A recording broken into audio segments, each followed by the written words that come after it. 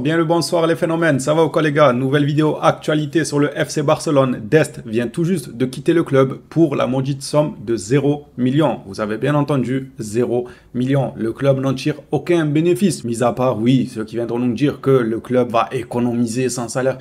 C'est bon, vous êtes à deux doigts de nous dire oui, mais le club il va économiser les tickets restaurants qu'ils allaient lui donner. Ça va, il va économiser son salaire. Je vais pas trop m'étaler dans l'intro, on en parlera durant la vidéo actualité ou encore Romeu qui est annoncé sur le départ. Et David Villa, comme tant d'autres joueurs, Rivaldo par exemple ces derniers temps, fait une déclaration sur le jeune Lamine Yamal. On va parler de tout ça durant cette vidéo actualité, les phénomènes. Installez-vous bien, n'oubliez pas le petit like, le petit abonnement et on est parti. Pour commencer, je vous présente le maillot de la nouvelle saison. Je pense que tout le monde le connaît, mais là on a la date officielle de la commercialisation du maillot. Pour ceux qui suivent la chaîne, ils savent que je suis en partenariat avec un site de maillots qui ont ce maillot-là disponible depuis maintenant plusieurs semaines. Alors bien évidemment, ce sont des répliques de très bonne qualité. Donc ceux qui veulent se procurer ce magnifique maillot du Barça pour la saison prochaine, tout se trouve dans la description. C'est fiable et de super bonne qualité. En ce qui concerne le maillot en boutique, FF Polo nous rapporte que le maillot du Barça sera mis en vente à partir du 18 juillet. Je tenais à faire passer cette information et évidemment en profiter pour rappeler mon sponsor. Bien sûr les gars, faut bien manger, il n'y a pas que le Barça qui est en crise au bout d'un moment. Officiel donc, Dest quitte bel et bien le FC Barcelone. Il était déjà annoncé sur le départ car le PSV voulait faire sauter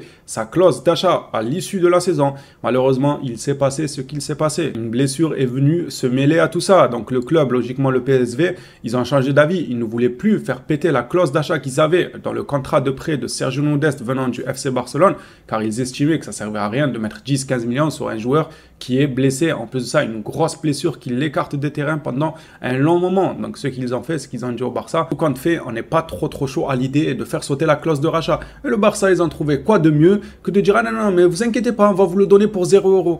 C'est une dinguerie. Dest là est parti du club pour 0 million. Ah si, comme j'ai dit dans l'intro, le Barça va économiser les tickets restaurants ainsi que sa carte de bus parce qu'il lui avait pris apparemment un abonnement pour prendre les bus, les transports en commun, tout ça à Barcelone. Faute de moyens pour un taxi, c'est déjà bien. Ça va si on peut négocier des tickets resto. C'est bon, ça suffit au bout d'un moment. On vous parle d'un joueur qui, mine de rien, reste quand même prometteur selon moi, qui a quand même un certain niveau. On va pas se mentir, c'est pas non plus le dernier des footballeurs. Moi, je vois quelque chose en Sergio Dest, juste que selon moi, il manque de sérieux. Mais de là à vendre ce genre de joueur-là, assez jeune, prometteur, qui a du potentiel, à 0 million, en négociant simplement, et Dieu merci, parce qu'on doit se contenter de ça. Le Barça a négocié un pourcentage à la revente, c'est-à-dire que si le joueur explose réellement au PSV et que le PSV le revend, bah nous, on aura une petite part. Voilà, une petite part de gâteau, ça fera plaisir à la Porta quand ça parle de gâteau et tout. Il aura sa petite part, lui, ça lui fera plaisir. Sincèrement, le club déconne, je ne comprends pas. Et encore une fois, pour laisser le doute au club, je me dis que s'il en fait, c'est peut-être parce qu'ils avaient aucun moyen. Mais quel message tu envoies pour les dossiers comme Romeu, les dossiers comme l'anglais et j'en passe. Il y a tellement de joueurs au club qu'on doit faire bouger rapidement. Déjà que le club savait qu'on avait besoin d'argent, donc on était en position de faiblesse dans les négociations. Ils venaient avec des offres médiocres pour les joueurs dont on voulait se débarrasser.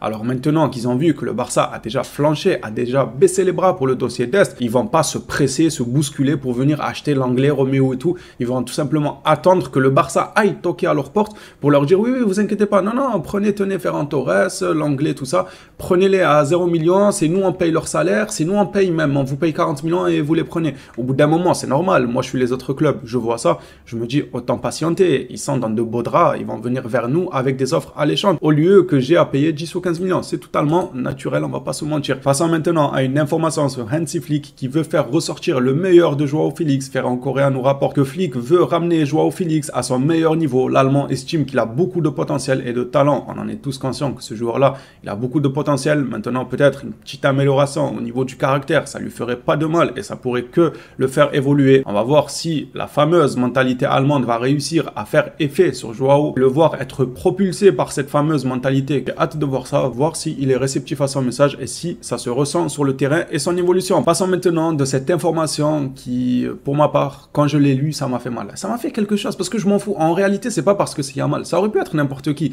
Mundo Deportivo nous rapporte que Paris est prêt à payer 250 millions pour Lamine. Alors, premièrement, Je pense que c'est faux. Deuxièmement, c'est déjà arrivé par le passé, ça risque d'arriver dans l'histoire du football que des clubs mettent des sommes faramineuses sur de jeunes talents, j'en doute pas. Troisièmement, si ça venait réellement à arriver, je pense que je prendrais mes distances avec le foot, parce que déjà ces derniers temps, j'ai du mal à accrocher avec pas mal de matchs là où avant, je pouvais me taper je ne sais combien de matchs d'affilée sans en avoir marre, parce que je voulais tout le temps voir du football. Et cet euro-là, c'est en train de me mettre le coup de massue, on va pas se mentir, l'euro, il me met vraiment le coup de massue. J'ai l'impression de voir que des robots sur le terrain, que des joueurs à qui on demande de courir pendant 90 minutes, plus aucun artiste. Et encore ça, c'est du réchauffé. Absolument tout le monde, enfin la plupart, on est d'accord pour dire ça. De toute façon, je le vois partout à gauche, à droite. On a tous la même sensation devant les matchs. On a des joueurs à qui on donne certains ordres et on les bloque dans leur créativité. On leur dit non, toi tu fais que ça. C'est devenu un jeu de position. Si je perds le roi ici, je me ferai attaquer par là. Si je déplace la reine par là, on se dirige et on est même dans un jeu d'échecs maintenant dans le football, là où avant il y avait plus de créativité. Tu avais un numéro 10 dans l'équipe qui était le créateur, celui qui avait la liberté de faire ce qu'il voulait avec le ballon, de prendre l'initiative et la décision qu'il voulait au moment où il voulait.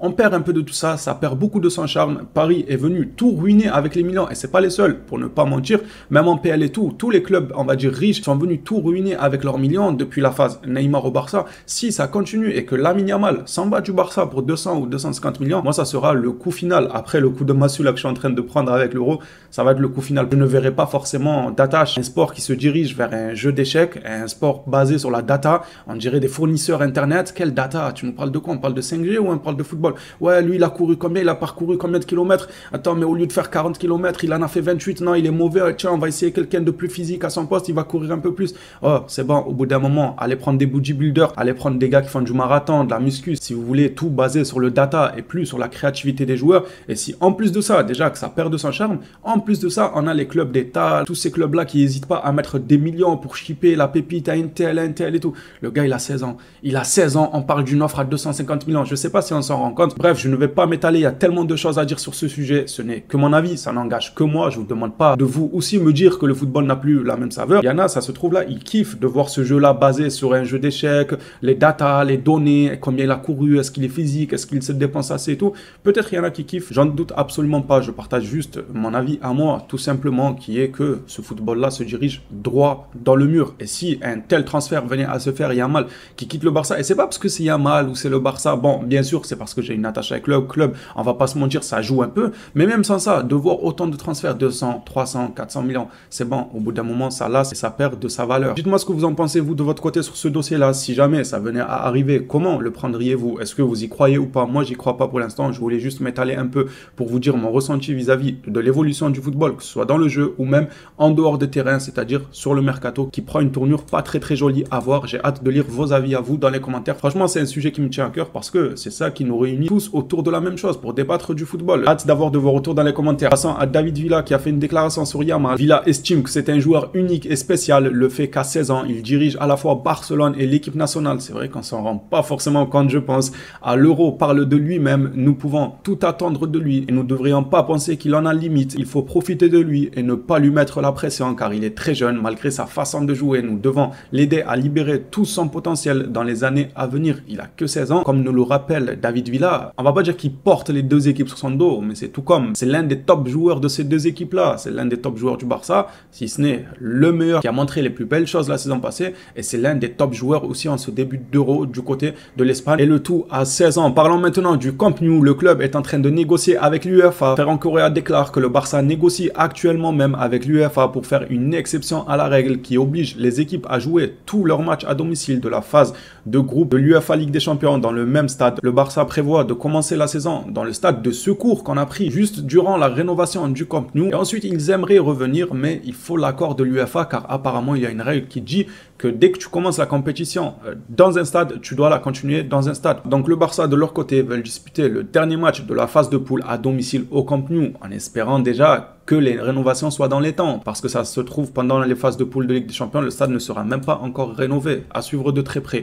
The Athletic FC nous rapporte que des sources au Barça tiennent pour acquis le départ d'Oriol Romeu. Il pourrait retourner à Gérone cet été. Bon débarras, merci pour rien, au revoir. Retourne t'amuser du côté de Gérone. On va skip cette information, franchement, il n'y a pas de quoi s'y attarder. Et terminé sur celle-ci, Fabrizio Romano nous rapporte que le Barça souhaite que la clause de rachat qu'ils vont inclure dans la vente de Faï se situe autour des 30-32 millions. C'est cher quand même. Je trouve c'est cher pour un joueur que tu as au club, pour un joueur que tu as la possibilité quand même de lui faire croquer quelques minutes de temps de jeu, voire le prêter en prêt sec et non pas par une vente ou un prêt avec option d'achat obligatoire avec une clause de rachat, pourquoi se mettre dans un tel bourbier pour ensuite racheter le joueur 30 millions quelques saisons après? Je trouve que c'est pas forcément un bon move. Maintenant, encore une fois, on n'a pas les tenants et les aboutissants quant au côté financier réel du club, parce qu'il y a ce qu'on voit sur les réseaux, il y a ce qu'on nous permet de voir, et il y a aussi le côté caché, le côté où, si le club peut-être le fait, c'est qu'il se retrouve entre guillemets au pied du mur. Les phénomènes, dites-moi ce que vous en avez pensé de l'actualité d'aujourd'hui. Si le contenu vous plaît, n'oubliez pas le petit like, le petit abonnement. On s'attrape à la prochaine vidéo sur le FC Barcelone. D'ici là, prenez soin de vous les Blaugrana.